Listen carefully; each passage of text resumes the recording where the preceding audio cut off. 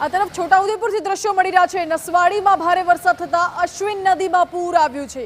રાજપુરા ગામનો low level causeway પાણીમાં ગરકાવ થઈ ગયો, જેથી ગામ સંપર્ક વિહોણું થયું છે। નદીમાંથી પાણી ઉતર્યા બાદ ગ્રામજનો અવરજવર કરી શકશે।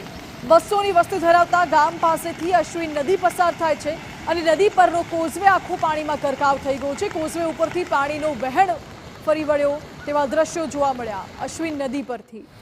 હાલ તો ગામ સંપર્ક વિહોણું થયું છે। ગામમાં 200 લોકો વસવાટ કરે છે। આ સામે ગામ રાજપુરા ખરો ને, અહીંયા વચ્ચે નદી આવેલી છે। એ નદી પર ભારે પુલ જાય છે ને બધું તૂટી ગયું છે। હવે અહીંયા આવવા જવાનું કામ કરે। અમે સવારે જ બેન આવેલી ભણાવવા કરીને તે બસ હજી પાછી જતી રહી।